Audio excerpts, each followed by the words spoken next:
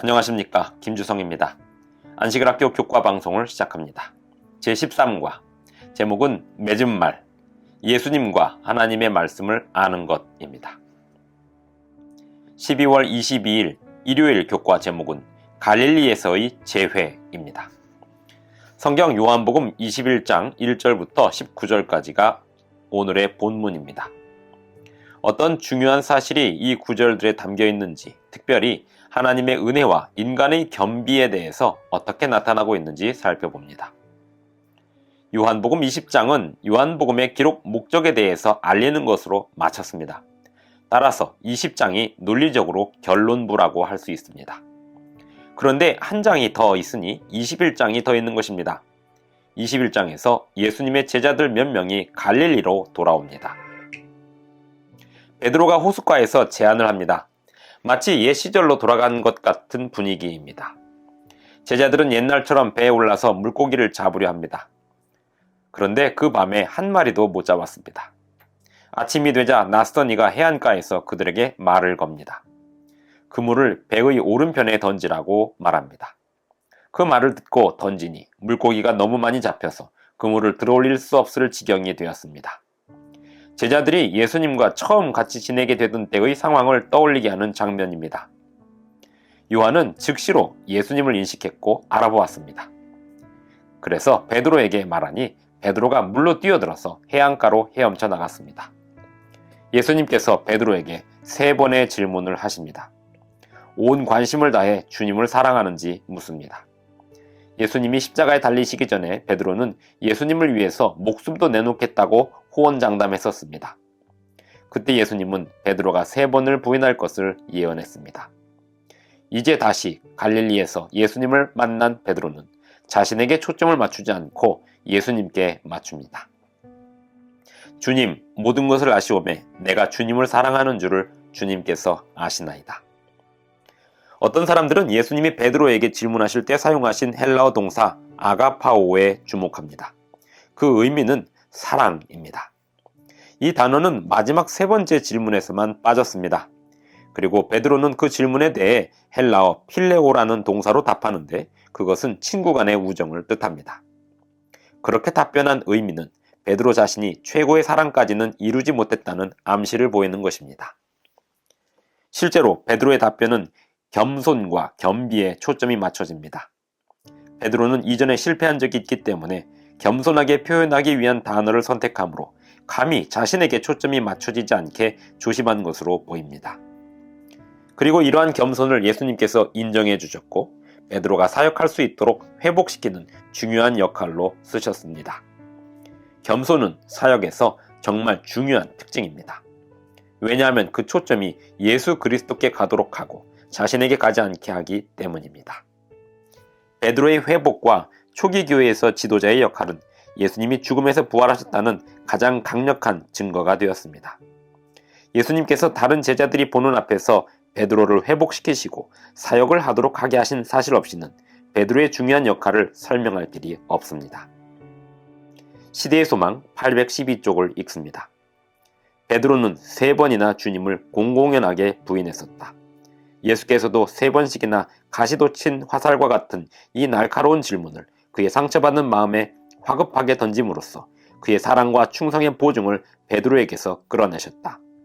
모인 제자들 앞에서 예수님은 베드로의 회개의 깊이를 나타내셨으며 한때 자만스럽던 제자가 얼마나 완전히 겸손하게 되었는지를 보여주셨다. 12월 23일 월요일 교과 제목은 오직 예수를 바라보라입니다. 요한복음 21장 20절부터 22절까지 봅니다. 어떤 질문이 베드로를 잘못된 길로 가게 만들었는지, 그리고 예수님께서 어떻게 그 길을 바로 잡아주셨는지 보겠습니다. 베드로가 돌이켜 예수께서 사랑하시는 그 제자가 따르는 것을 보니 그는 만찬석에서 예수의 품에 의지하여 주님을 파는 자가 누구오니이까 묻던 자더라. 이에 베드로가 그를 보고 예수께 여짜오되 주님, 이 사람은 어떻게 되겠사옵나이까? 예수께서 이르시되 내가 올 때까지 그를 머물게 하고자 할지라도 네게 무슨 상관이냐? 너는 나를 따르라 하시더라. 예수님께서 베드로를 회복시켜 주시고 사역으로 부르시며 그에게 말씀하시기를 나를 따르라 했습니다. 그 말씀은 아마도 베드로에게 실제로 예수님이 해변에서 걷는 길을 따라오라고 하신 것 같습니다. 그 이유는 베드로가 뒤를 돌아보면서 요한도 따라오는 것을 보았기 때문입니다. 그리고 베드로가 요한에 대해서 질문합니다. 주님, 이 사람은 어떻게 되겠사옵나이까? 베드로를 사역으로 부르시며 회복하시면서 예수님은 베드로의 최후를 예언하셨습니다. 그리고 베드로는 요한의 죽음에 대해서 궁금증을 갖게 된 것 같습니다. 예수님은 베드로의 관심을 예수님을 따르는 길로 이끄시고 다른 제자에게 어떤 일이 있을지에 대해서는 걱정하지 말라고 하셨습니다. 요한복음 21장 23절로 25절을 보겠습니다. 예수님의 말씀이 어떻게 오해되었는지, 그리고 요한이 그 오해를 어떻게 바로잡았는지 보겠습니다. 이 말씀이 형제들에게 나가서 그 제자는 죽지 아니하겠다 하였으나 예수의 말씀은 그가 죽지 않겠다 하신 것이 아니라 내가 올 때까지 그를 머물게 하고자 할지라도 내게 무슨 상관이냐 하신 것이로라. 이 일들을 증언하고 이 일들을 기록한 제자가 이 사람이라. 우리는 그의 증언이 참된 줄 아노라. 예수께서 행하신 일이 이 외에도 많으니 만일 낱낱이 기록된다면 이 세상이라도 이 기록된 책을 두기에 부족할 줄 아노라. 사람들은 예수님이 하신 다음의 말씀을 오해했습니다. 내가 올 때까지 그를 머물게 하고자 할지라도 내게 무슨 상관이냐? 너는 나를 따르라. 이 말씀을 요한이 죽기 전에 예수님이 다시 오신다는 뜻으로 오해했습니다. 시간이 흘러서 요한은 늙었고 요한까지 죽게 될 텐데 예수님은 그때까지 오시지 않을 것이고 위기가 오게 될 것이었습니다. 요한은 오해를 바로잡고 있는데 그 말씀은 예수님의 뜻에 달렸다는 의미이지 예언을 말씀하신 게 아니었다는 것입니다. 사람들에게가 아니라 예수님께 초점을 맞춘다는 생각은 이번 주 교과의 교훈에서 매우 중요한 부분입니다. 예수님만이 우리의 구세주이십니다. 사람들은 결국에 우리에게 실망하게 될 것이고 아마도 심지어 우리에게 상처를 줄 수 있습니다. 사람들의 지도나 조언이나 도움과 상관없이 우리의 유일한 구주요 인도자 되시는 예수님을 더 잘 알고 따르기 위해서 화요일부터 목요일까지의 교과는 하나님의 말씀을 이해함이라는 주제를 다루게 되겠습니다. 시대의 소망 816쪽의 글을 봅니다. 베드로 같은 사람이 오늘날 얼마나 많은가? 그들은 다른 사람 일에 관심을 가지고 다른 사람의 의무를 몹시 알고 싶어 하면서 자기 의무를 게을리할 위험에 빠져 있다. 그리스도를 바라보고 그분을 따르는 것이 우리의 할 일이다.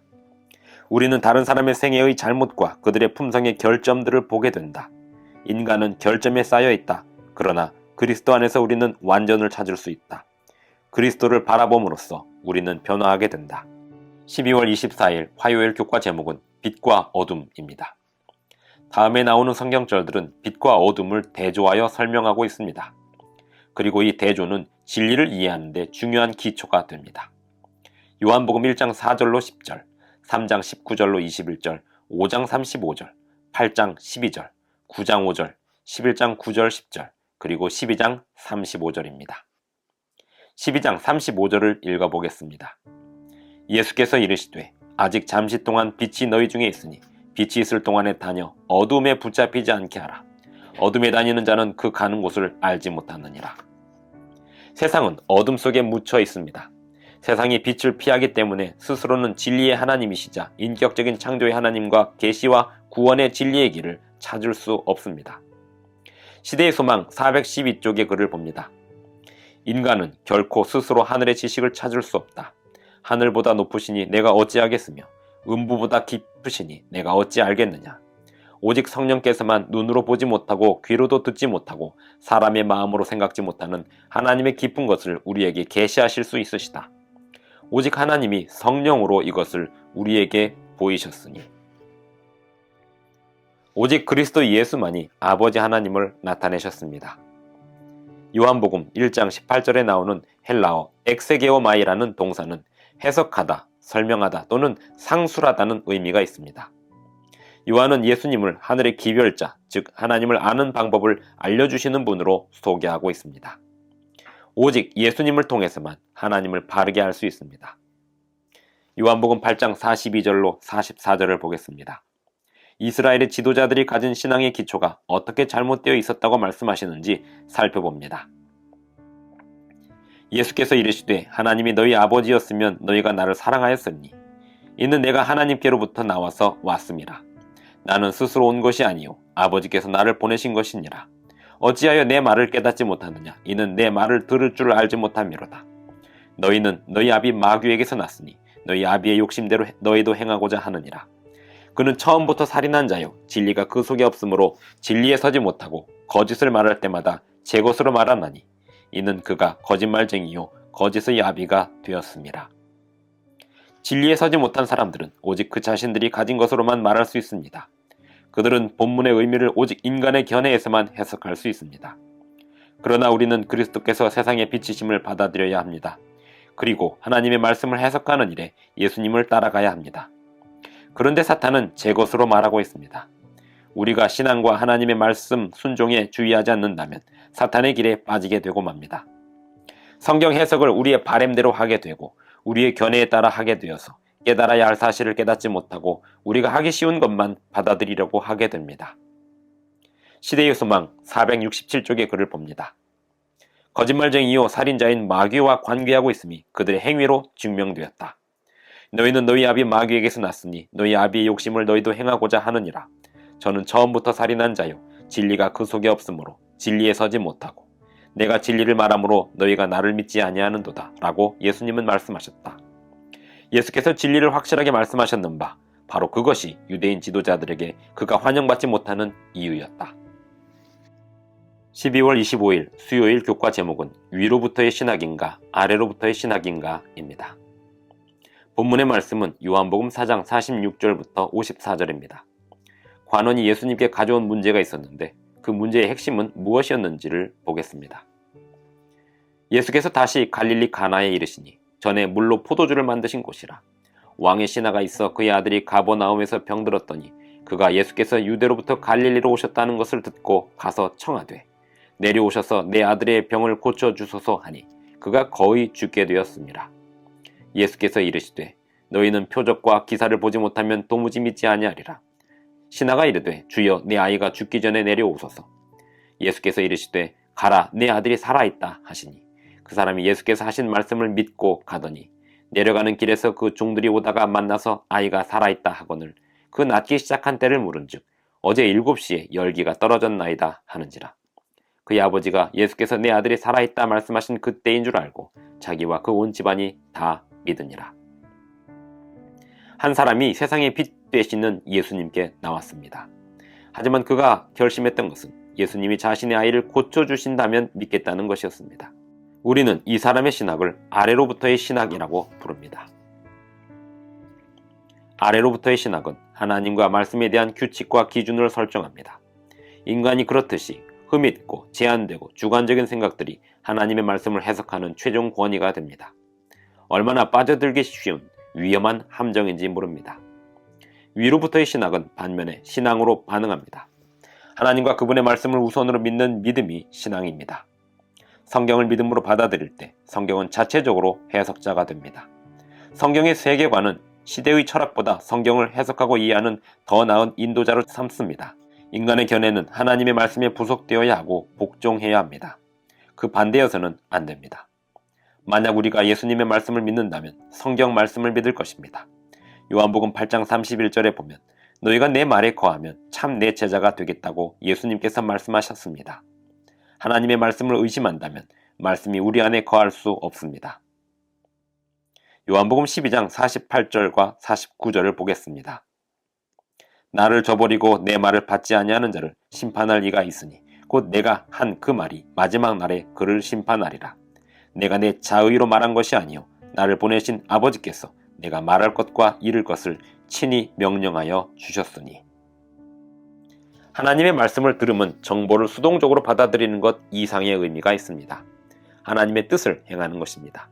하나님의 말씀에 대한 적극적인 반응입니다. 요한복음 7장 17절을 봅니다.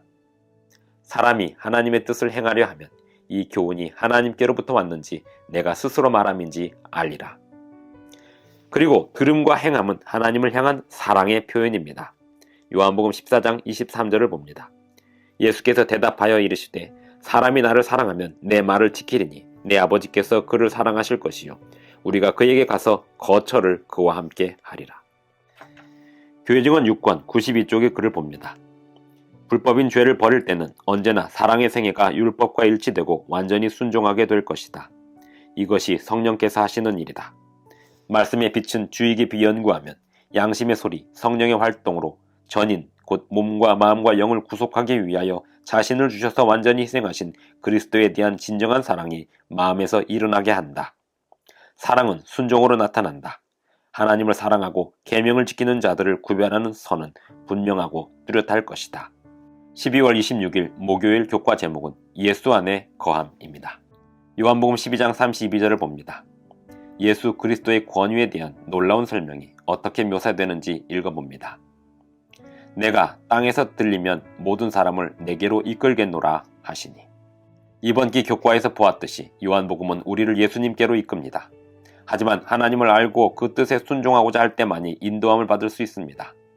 요한복음에서 예수님을 만나는 사람들은 빛을 받아들이고 자라나든지 아니면 빛을 거절하고 어둠에 거하든지로 갈렸습니다. 니고데모, 우물가의 여인, 왕의 관원, 그리고 베데스다 못에 있던 환자, 떡과 물고기를 먹었던 5,000명의 사람들, 예수님의 형제들, 그리고 종교 지도자들, 나면서부터 맹인된 사람, 마리아와 마르다, 빌라도, 이들 모두가 예수님을 만났습니다. 그리고 예수님이 주시는 빛과 진리에 관하여 각자 선택했습니다. 아래로부터의 신학은 인간의 생각을 동원하여 하나님의 품성과 존재를 연구하고 살펴봅니다. 인간의 관점은 흠이 있고 타락했고 편견으로 가득 차 있는데 이 관점이 하나님의 거룩하시고 완전하시고 전지하심에 우선해 보입니다. 아래로부터의 신학은 과거에도 그랬고 앞으로도 그렇듯이 길을 잃게 만들어 버립니다. 인간의 지혜가 신성을 대신하려 함은 세상의 거짓 예배를 강요하는 시도를 하게 될 것입니다. 요한복음 15장 1절로 11절을 보면 영적 성장과 영적 건강의 비결이 무엇인지 나옵니다. 나는 참 포도나무요 내 아버지는 농부라. 무릇 내게 붙어있어 열매를 맺지 아니하는 가지는 아버지께서 그것을 제거해 버리시고 무릇 열매를 맺는 가지는 더 열매를 맺게 하려 하여 그것을 깨끗하게 하시느니라. 너희는 내가 일러준 말로 이미 깨끗하여졌으니 내 안에 거하라. 나도 너희 안에 거하리라. 가지가 포도나무에 붙어있지 아니하면 스스로 열매를 맺을 수 없음 같이 너희도 내 안에 있지 아니하면 그러하리라. 나는 포도나무요 너희는 가지라.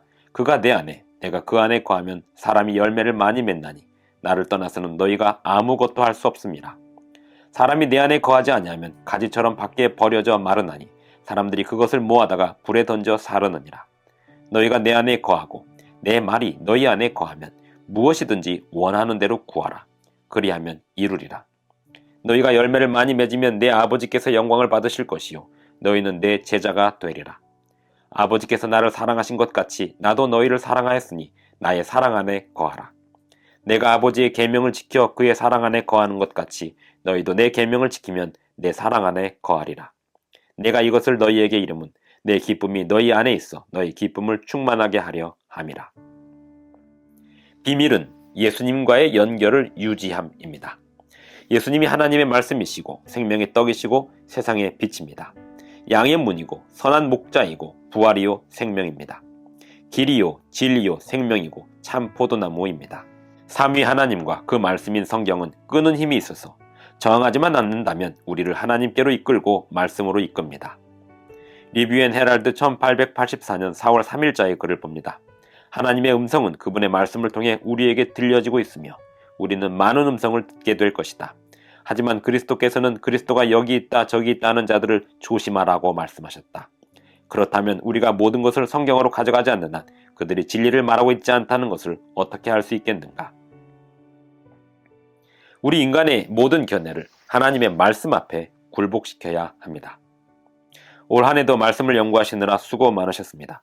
새해에도 말씀의 복을 풍성하게 받으시기 바랍니다.